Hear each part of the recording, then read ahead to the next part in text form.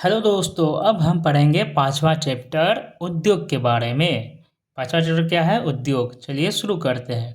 क्या आपने कभी यह विचार किया है कि लिखने की अभ्यास पुस्तिका जो आप इस्तेमाल में लाते हैं वह विनिर्माण की लंबी प्रक्रिया के बाद आपके पास पहुंचती है। इसके जीवन की शुरुआत वृक्ष से होती है, उसे काटा जाता है और लुगदी मिल तक ले जाया जाता है। वहाँ वृक्षों की लकड़ी को संसाधित एवं काष्ठ लुगदी में परिवर्तित किया जाता है। काष्ठ लुगदी को रासायनिक द्रव्य के साथ मिलाया जाता है और अंततः मशीनों के द्वारा कागज के रूप में परिवर्तित किया जाता है। यह कागज प्रेस में जाता है, जहां रसायनों से निर्मित स्याही का इस्तेमाल पृष्ठों पर रेखाएं छापने में किया जाता है। इसके उपरांत पृष्ठों को अभ्यास पुस्तिका के रूप में बांधकर व पैक करके बिक्री के लिए बाजार में भेज दिया जाता है। अंत में यह आपके हाथों में पहुंचती है, जो कि दिख रहा है। द्वितीयक क्रियाकलाप या विनिर्माण में कच्चे माल को लोगों के लिए अधिक मूल्य के उत्पादनों के रूप में परिवर्तित किया जाता है। जैसा कि आपने देखा, लुगदी कागज के रूप में और कागज अभ्यास पुस्तिका के रूप में, ये विनिर्माण प्रक्रिया के दो चरणों के प्रदर्शित करते हैं। पहला, उद्योग। उद्योग को जानते हैं। उद्योग का संबंध आर्थिक गतिविधि से है, जो कि वस्तुओं के उत्पादन, खनिजों के निष्कर्षण अथवा सेवाओं की व्यवस्था से संबंधित है। कोयला खनन उद्योग कोयले को धरती से निकालने से संबंधित है तथा पर्यटन सेवा देने से संबंधित है। कोयला खनन क्या है? उद्योग कोयले को धरती से निकालने से संबंधित है तथा पर्यटन सेवा देने से भी संबंधित है। उद्योगों का वर्गीकरण। अब उद्योगों का वर्गीकरण किस प्रकार किया गया उनको जानते हैं। उद्योगों का वर्गीकरण कच्चा माल, आकार और स्वामित्व के आधार पर किया जाता है। तो कच्चा माल क्या है? कच्चे माल के उपयोग के आधार पर उद्योग कृषि आधारित, खनिज आधारित, समुद्र आधारित और वन आधारित हो सकते हैं। उसी में से पहले हम जानते हैं कृषि आधारित। कृषि आधारित कच्चे माल के रूप में वनस्पति और जंतु आधारित उत्पादों का उपयोग करते हैं। खाद्य संसाधन, वनस्पति तेल, सूती वस्त्र, डेयरी उत्पाद और चर्म उद्योग कृषि आधारित उद्योगों के उदाहरण हैं। खनिज आधारित उद्योग प्राथमिक उद्योग है, जो खनिज अयस्कों का उपयोग कच्चे माल के रूप में करते हैं। इन उद्योगों के उत्पाद अन्य उद्योगों का पोषण करते हैं। अयस्क से निर्मित लोहा खनिज आधारित उद्योगों का उत्पाद है। यह कई अन्य उत्पादों के विनिर्माण के लिए कच्चे माल के रूप में प्रस्तुत किया जाता है, जैसे भारी मशीनों, भवन निर्माण सामग्री तथा तेल के डिब्बे बनाने में। समुद्र आधारित उद्योग जैसे सागरों और महासागरों से प्राप्त उत्पादों का उपयोग कच्चे माल के रूप में करते हैं। समुद्र आधारित उद्योग क्या है? सागरों और महासागरों से जो प्राप्त उत्पादों का उपयोग कच्चे माल के रूप में करते हैं। समुद्र खाद्य प्रसंस्करण उद्योग और मत्स्य तेल निर्माण के इसके कुछ उदाहरण हैं। अब वन आधारित उद्योग वनों से प्राप्त उत्पाद का उपयोग कच्चे माल के रूप में करते हैं। लुगदी एवं कागज, औषध, रसायन, फर्नीचर और भवन निर्माण वनों से संबंधित उद्योग है। अब पढ़ते हैं आकार। कच्चा माल जान गए, अब आकार के बारे में जानते हैं कि उद्योग के आकार का तात्पर्य निवेश की गई पूंजी की राशि, नियोजित लोगों की संख्या और उत्पादन की मात्रा से है। आकार के आधार और वृहत आकार के उद्योग आकार के आधार पर उद्योगों को दो भागों में बांटा जा सकता है। एक लघु आकार के उद्योग, दूसरा है वृहत आकार के उद्योग। कुटीर या घरेलू उद्योग छोटे पैमाने के उद्योग हैं, जिसमें दस्तकारों के द्वारा उत्पादों का निर्माण हाथ से होता है। टोकरी बुनाई, मिट्टी के बर्तन और अन्य हस्त निर्मित वस्तुएं कुटीर उद्योगों के उदाहरण हैं। बड़े पैमाने के उद्योग जो बड़ी मात्रा में वस्तुओं का उत्पादन करते हैं, उनकी तुलना में छोटे पैमाने के उद्योग कम पूंजी व प्रौद्योगिकी का उपयोग करते हैं। बड़े पैमाने के उद्योगों में पूंजी का निवेश अधिक और प्रयुक्त प्रौद्योगिकी उच्च स्तरीय होती है। रेशम बुनाई और खाद्य प्रक्रमण उद्योग लघु पैमाने के उद्योग हैं। ऑटोमोबाइल और भारी मशीनों का उत्पादन बड़े पैमाने के उद्योग हैं।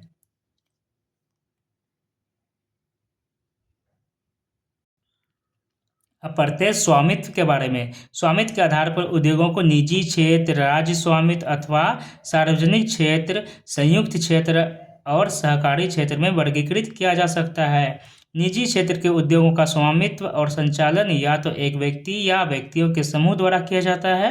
वहीं सार्वजनिक क्षेत्र के उद्योगों का स्वामित्व और संचालन सरकार द्वारा होता है, जैसे हिंदुस्तान एरोनॉटिक्स लिमिटेड और steel authority of India limited. ये संयुक्त क्षेत्र के उद्योग का उदाहरण है। स्वामित्व और संचालन राज्यों और व्यक्तियों अथवा व्यक्तियों के समूह द्वारा होता है। मारुति उद्योग लिमिटेड संयुक्त क्षेत्र के उद्योग का एक उदाहरण है। सहकारी क्षेत्र के उद्योगों का स्वामित्व और संचालन कच्चे माल के उत्पादों या पूर्तिकारों, कामगारों अथवा दोनों द्वारा होता है। आनंद मिल्क यूनियन लिमिटेड एवं सुधा डेयरी सहकारी उपक्रम के उत्तम उदाहरण है ना। आनंद मिल्क उद्योग या डेयरी उद्योग, सुधा डेयरी क्या है? यह सहकारी उपक्रम के उदाहरण है। उद्योगों की अवस्थिति को प्रभावित करने वाले कारक। अब हम पढ़ेंगे उद्योगों को अवस्थिति को प्रभावित करने वाले कारक क्या है। वे कारक जो उद्योगों की अवस्थिति को प्रभावित करते हैं कच्चे माल की उपलब्धता, भूमि, जल, श्रम, शक्ति, पूंजी, परिवहन और बाजार हैं। उद्योग उन्हीं स्थानों पर केंद्रित होते हैं जहां इनमें से कुछ या ये सभी कारक आसानी से उपलब्ध होते हैं। कभी कभी सरकार कम दाम पर विद्युत उपलब्धता, कम परिवहन लागत तथा अन्य अवसंरचना जैसे प्रोत्साहन प्रदान करती है ताकि पिछड़े क्षेत्रों में भी उद्योग स्थापित किया जा सके। औद्योगिकरण से प्रायः नगरों और शहरों का विकास एवं वृद्धि हुआ है। अब पढ़ते हैं औद्योगिक तंत्र के बारे में। औद्योगिक तंत्र में निवेश, प्रक्रम और निर्गत शामिल है। निवेश में कच्चे माल, श्रम और भूमि की लागत, जल की उपलब्धता, परिवहन, विद्युत और अन्य अवसंरचना शामिल है। प्रक्रम में कई तरह के क्रियाकलाप शामिल हैं जो कच्चे माल को परिष्कृत माल में परिवर्तित करते हैं। निर्गत अंतिम उत्पाद और इससे अर्जित आय है। सूती वस्त्र उद्योग के संदर्भ में कपास, मानव श्रम, कारखाना और परिवहन लागत निवेश हो सकते हैं। प्रक्रमों में ओटाई, कटाई, बुनाई, रंगाई और छपाई शामिल है। कमीज जिसे आप पहनते हैं वह उत्पादन है। अब पढ़ते हैं औद्योगिक तंत्र हो गया। अब औद्योगिक प्रदेश के बारे में पढ़ते हैं। औद्योगिक प्रदेश का विकास तब होता है जब कई तरह के उद्योग एक दूसरे के निकट स्थित होते हैं और वे अपनी निकटता के लाभ आपस में बांटते हैं। विश्व के प्रमुख औद्योगिक प्रदेश पूर्वोत्तर अमेरिका, पश्चिमी और मध्य यूरोप, पूर्वी यूरोप और पूर्वी एशिया है। मुख्य औद्योगिक प्रदेश अधिकांशतः शीतोष्णकटिबंधीय क्षेत्रों, समुद्री पत्तनों के समीप और विशेष तौर पर कोयला क्षेत्रों के निकट स्थित होते हैं। भारत में अनेक औद्योगिक प्रदेश हैं जैसे मुंबई, पुणे, समूह बंगलोर, तमिलनाडु प्रदेश, हुगली प्रदेश, अहमदाबाद, वडोदरा प्रदेश, छोटा नागपुर औद्योगिक प्रदेश, विशाखापट्टनम, गुंटूर औद्योगिक प्रदेश, गुड़गांव में दिल्ली मेरठ औद्योगिक प्रदेश और कोल्लम तिरुवनंतपुरम औद्योगिक प्रदेश हैं। ये औद्योगिक विफलता क्या आती है? उद्योग में दुर्घटना विपदा मुख्य रूप से तकनीकी विफलता या संकट उत्पन्न करने वाले पदार्थों के बेतरतीब उपयोग के कारण घटित होती है। भोपाल में 3 दिसंबर 1984 को जो लगभग इतना बजे 12:30 पर घटित हुआ, अब तक की सबसे बड़ी त्रासदी औद्योगिक दुर्घटना है। ठीक उसी प्रकार 23 दिसंबर 2005 में चीन के गाओकायो चोंगगिंग में गैस कूप विस्फोट हुआ जिसमें से 243 लोगों की मृत्यु तथा 9,000 लोग दुर्घटनाग्रस्त हो गए थे। इन स्थानों पर 64,000 लोगों को विस्थापित किया गया था। समझ गए? यही है। और भोपाल गैस त्रासदी के बारे में तो हमने पढ़ लिया है पॉलिटिकल साइंस में। चलिए आगे पढ़ते हैं। प्रमुख उद्योगों का वितरण। विश्व के प्रमुख उद्योग लोहा इस्पात उद्योग, सूती वस्त्र उद्योग और सूचना प्रौद्योगिकी उद्योग है। विश्व के प्रमुख उद्योग कौन सा है? लोहा इस्पात उद्योग, सूती वस्त्र उद्योग और सूचना प्रौद्योगिकी उद्योग है। लोहा इस्पात उद्योग और वस्त्र उद्योग काफ़ी पुराने उद्योग हैं, जबकि सूचना प्रौद्योगिकी उद्योग एक नया उभरता उद्योग है। वे देश जिसमें लोहा इस्पात उद्योग अवस्थित है जैसे जर्मनी, संयुक्त राज्य अमेरिका, चीन, जापान और रूस है। वस्त्र उद्योग भारत, हांगकांग, दक्षिण कोरिया, जापान और ताइवान में संकेंद्रित है। सूचना प्रौद्योगिकी उद्योग के मुख्य केंद्र मध्यवर्ती कैलिफोर्निया के सिलिकॉन घाटी में और भारत के बेंगलुरु प्रदेश में है। क्या आप जानते हैं उभरते हुए उद्योग सनराइज उद्योग के नाम से भी जाने जाते हैं। इसमें सूचना प्रौद्योगिकी, स्वास्थ्य लाभ साक्षात्कार तथा ज्ञान से संबंधित उद्योग शामिल हैं। अब पढ़ते हैं प्रगलन। यह एक शब्द उत्पत्ति है। यह एक ऐसी प्रक्रिया है जिसमें धातुओं को उसके अयस्कों द्वारा गलनांक बिंदु से अधिक तपाकर निष्कर्षित किया जाता है। इसी को प्रगलन कहते हैं। अब हम पढ़ते हैं लोहा इस्पात उद्योग के बारे में। अन्य उद्योगों की तरह लोहा इस्पात उद्योग में भी बहुत से निवेश, प्रक्रम और निर्गत शामिल है। यह एक पोषक उद्योग है जिसके उत्पाद अन्य उद्योगों के लिए कच्चे माल के रूप में प्रयुक्त होते हैं। उद्योग के लिए निवेश में श्रम, पूंजी, स्थान और अन्य अवसंरचना की इंफ्रास्ट्रक्चर है। उनके साथ साथ लौह अयस्क, कोयला और चूना पत्थर कच्चे माल के रूप में सम्मिलित हैं। लौह अयस्क से इस्पात निर्माण की प्रक्रिया में कई चरण शामिल हैं। कच्चे माल को झोंका भट्टी में रखा जाता है जहां यह प्रगलित होता है। इसके बाद यह परिशोधित होता है। प्राप्त उत्पाद इस्पात होता है जो अन्य उद्योगों में कच्चे माल के रूप में प्रयुक्त किया जा सकता है। इस्पात कड़ा होता है और इसे आसानी से काटा और आकार दिया जा सकता है अथवा इसे तार बनाए जा सकते हैं। एल्यूमीनियम, निकल, तांबा जैसी अन्य धातुओं को थोड़ी थोड़ी मात्रा में इस्पात में मिलाकर इसकी मिश्र धातुएं बनाई जा सकती है। मिश्र धातु इस्पात को असामान्य कठोरता, दृढ़ता और जंग प्रतिरोधक क्षमता प्रदान करती है। इस्पात प्रायः आधुनिक उद्योगों का मेरुदंड कहलाता है। इस्पात क्या है? प्रायः क्या है? यह आधुनिक उद्योगों का मेरुदंड कहलाता है। लगभग सारी वस्तुएं जिनका हम लोग उपभोग करते हैं वे या तो लोहा या इस्पात से बने हैं अथवा इन धातुओं से निर्मित औजारों और मशीनों से बने हुए हैं। जैसे पोत, रेलगाड़ी, ट्रक और ऑटो अधिकांशतः इस्पात से बने हैं। यहाँ तक कि सेफ्टी पिन और सुइयाँ जिनका उपयोग आप करते हैं वे भी इस्पात से बनती है। तेल कूप इस्पात से बनी मशीनों से वेधित किए जाते हैं। इस्पात की पाइपलाइन से तेल परिवहित किया जाता है। खनिजों का खनन इस्पात के उपकरणों से होता है। कृषि के यंत्र प्रायः इस्पात के ही बने होते हैं। विशाल भवनों का ढांचा इस्पात का बनाया जाता है। 1800 ईस्वी के पूर्व इस्पात उद्योग वहां स्थित थे जहां कच्चा माल, विद्युत आपूर्ति और बहता जल आसानी से उपलब्ध थे। बाद में उद्योग के लिए आदर्श स्थिति कोयला क्षेत्र के समीप नहरों और रेलवे के निकट थी। 1950 के बाद लोहा और इस्पात उद्योग समुद्र पत्तन के निकट सपाट भूमि के विशाल क्षेत्रों में संकेंद्रित होने शुरू हो गए। ऐसा इसलिए हुआ क्योंकि इस्पात निर्माण का कार्य इस समय तक बहुत विशाल हो गया और लौह अयस्क विदेशों से आयात करना पड़ता था। भारत में लोहा इस्पात उद्योग कच्चा माल, सस्ते श्रमिक, परिवहन और बाजार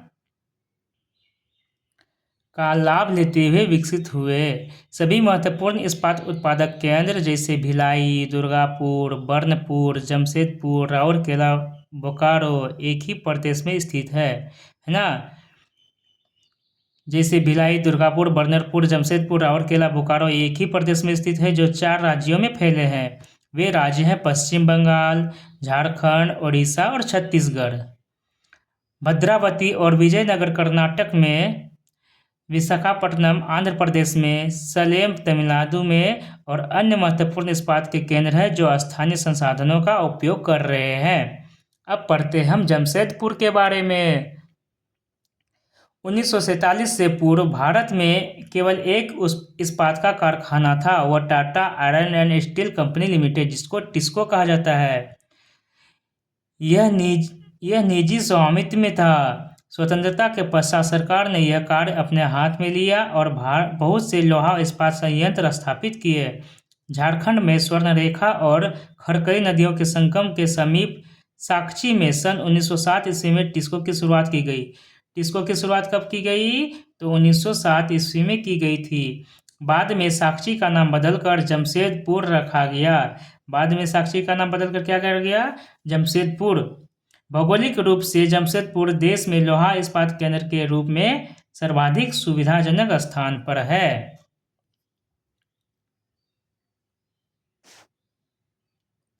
ये हमारा मैप है। जमशेदपुर में लोहा इस्पात उद्योग की अवस्थिति है। इधर चलती है रेलवे स्टेशन, यहाँ पे है गोल्फ कोर्स, टाटा इस्पात कार्य, है ना, खरकाई नदी, स्वर्णरेखा नदी, यहाँ पे मिश्रा इन दोनों का अथी है, संगम है। जमशेदपुर हवाई पत्तन यहाँ पर है, गोल्फ कोर्स, आदित्यपुर को, ये सब चीज़ें हैं।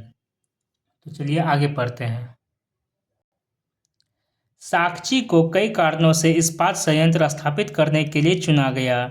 यह स्थान बंगाल नागपुर रेल मार्ग पर काली माटी स्टेशन से मात्र 32 किलोमीटर की दूरी पर था। यह स्थान लौह अयस्क कोयला और मैग्नीज निक्षेपों के साथ साथ कोलकाता के निकट भी था, जहां विशाल बाजार उपलब्ध था। टिस्को को झरिया कोयला क्षेत्रों से कोयला और ओडिशा तथा छत्तीसगढ़ से लौह अयस्क, चूना पत्थर, डोलोमाइट और मैग्नीज प्राप्त होता था। टिस्को को कहाँ से क्या होता था? तो झरिया कोयला क्षेत्रों से कोयला होता था और ओडिशा तथा छत्तीसगढ़ से लौह अयस्क, चूना पत्थर और डोलोमाइट और मैग्नीज प्राप्त होता था। खरकई और स्वर्णरेखा नदियों से प्राप्त जल की आपूर्ति होती थी। सरकारी प्रोत्साहनों से इसे पर्याप्त पूंजी उपलब्ध हुई। जमशेदपुर में टिस्को की स्थापना के बाद कई अन्य औद्योगिक संयंत्र स्थापित किए गए। इनमें रसायन इंजनों के पुर्जे, कृषि उपकरण, मशीनें, टीन की चादरें, केबल और तार का उत्पादन किया जाता है। भारत में लोहा इस्पात उद्योग के विकास से त्वरित औद्योगिक विकास आरंभ हुआ। भारतीय उद्योग के लगभग सभी क्षेत्र अधिकांशतः अपने आधारभूत अवसंरचना के लिए लोहा इस्पात उद्योग पर निर्भर है।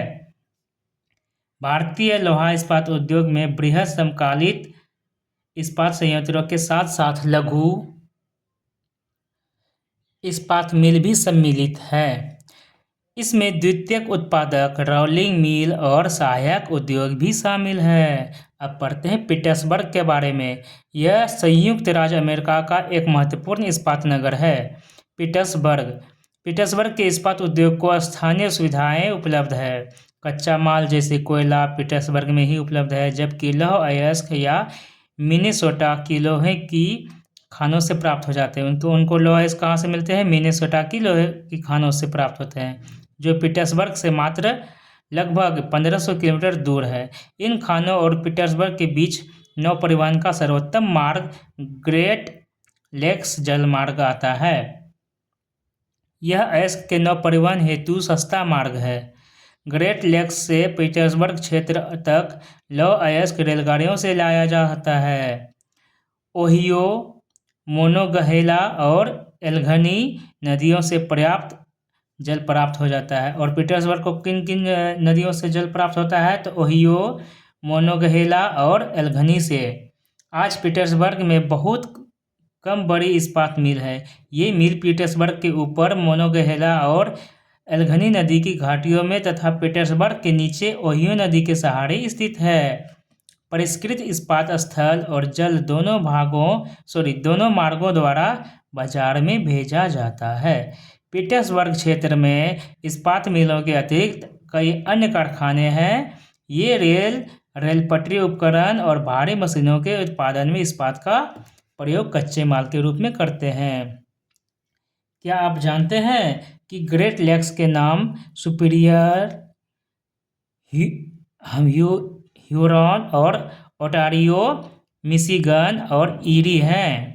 ग्रेट लेक के नाम क्या क्या है? सुपीरियर हो गया, ह्यूरॉन हो गया और ओटारियो हो गया, मिशिगन हो गया और ईरी भी है। इन पांचों झीलों में से सुपीरियर झील सबसे बड़ी है, जो अन्य की तुलना में उच्च ऊर्ध्वाधर पर स्थित है। अब पढ़ते हैं हम सूती वस्त्र उद्योग के बारे में।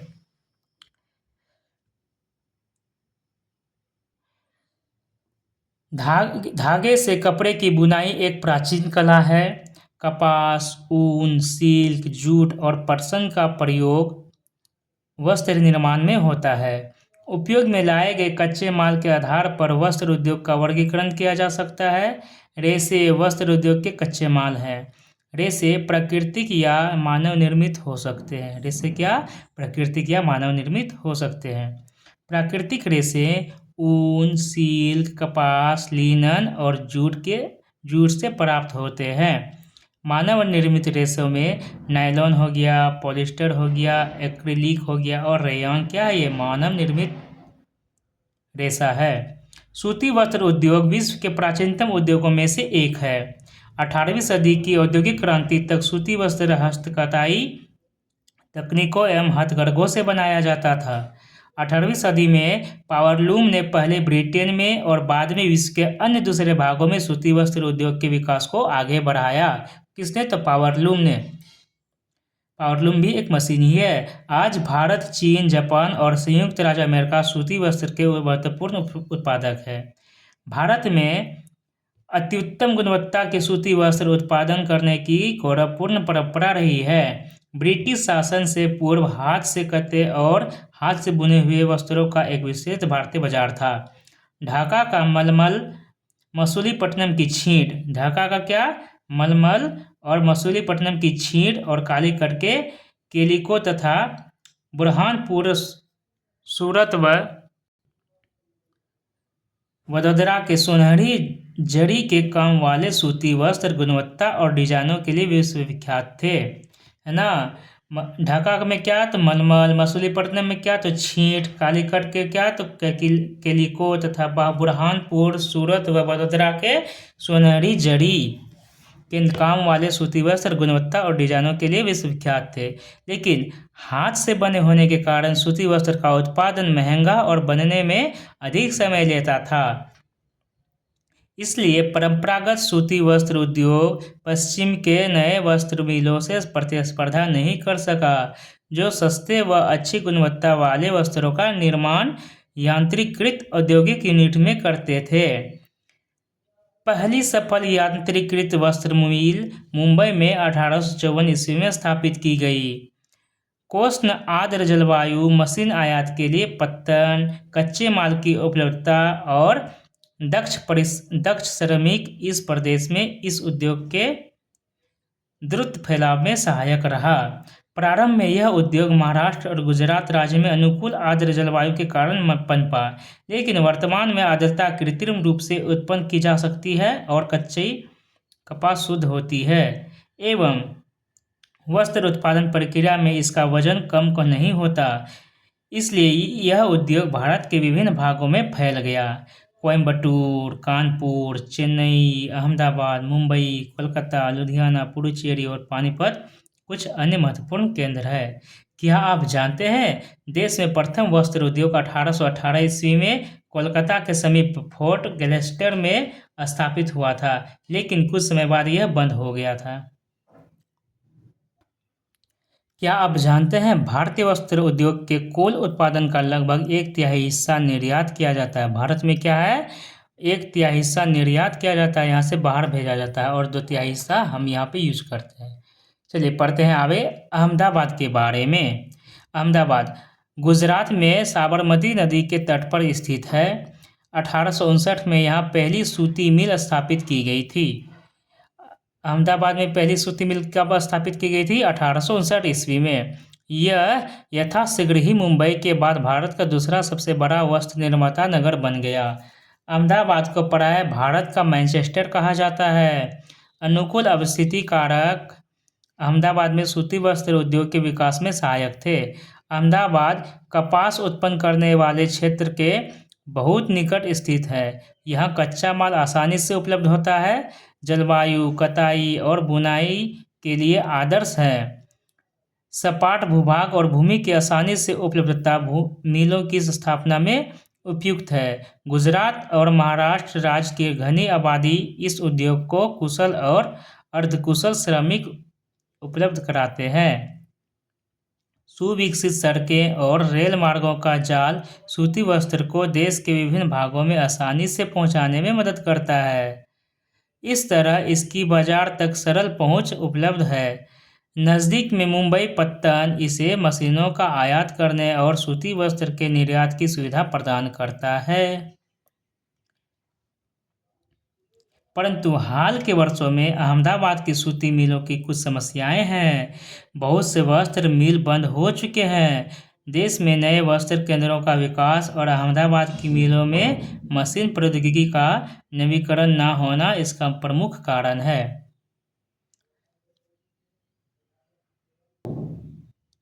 ओसाका ओसाका जापान का एक महत्वपूर्ण वस्त्र निर्माण केंद्र है। यह जापान का मैनचेस्टर है।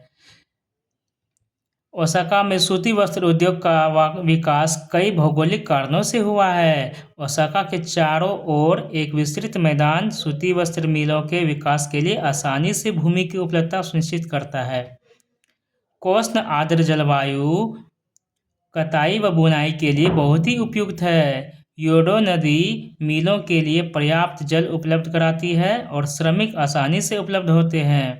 पत्तन की अवस्थिति कच्चे कपास को आयात करने और वस्त्रों के निर्यात की सुविधा उपलब्ध कराती है। ओसाका का वस्त्र उद्योग पूर्णतः आयातित कच्चे मालों के ऊपर निर्भर है। कपास मिस्र, भारत, चीन और यूएसए से आयात की जाती है, तो वहीं परिष्कृत उत्पाद अधिकांशतः निर्यात किया जाता है। उच्च गुणवत्ता और कम मूल्य की वजह से उसका एक अच्छा बाजार है। यद्यपि देश का यह एक महत्वपूर्ण उद्योग है, लेकिन हाल ही में ओसाका के सूती वस्त्र उद्योग का स्थान अन्य उद्योग जैसे लौह इस्पात, मशीनरी, जहाज रानी, ऑटोमोबाइल, विद्युत उपकरण और सीमेंट लेते जा रहे हैं। तो इस प्रकार यह चैप्टर समाप्त हुआ। आइए इसके ऑब्जेक्टिव देख लेते हैं। सही उत्तर चिन्हित कीजिए। फोर्ट गैल्वेस्टर अवस्थित कहाँ पर है? फोर्ट गैल्वेस्टर पता है ना, सबसे पहला वस्त्र उद्योग जो था पश्चिम बंगाल में। निम्नलिखित इसमें से कौन सा प्राकृतिक रेशा है? नायलॉन है, जूट या एक्रिलिक है? तो नायलॉन और एक्रिलिक प्राकृतिक रेशा नहीं है, ये मानव निर्मित है। और जूट क्या है? प्राकृतिक रेशा है। दिए गए स्थानों में निम्नलिखित और दो उदाहरण दीजिए। कच्चा माल किसे किसे कह सकते हैं? वो देना है। अंतिम उत्पाद, तृतीय क्रियाकलाप, कृषि आधारित उद्योग, कुटीर उद्योग, सहकारिता, ये सब भरना है। चलिए, तो इस प्रकार यह चैप्टर यहाँ समाप्त होता है। मिलते हैं आपसे अगले चैप्टर में।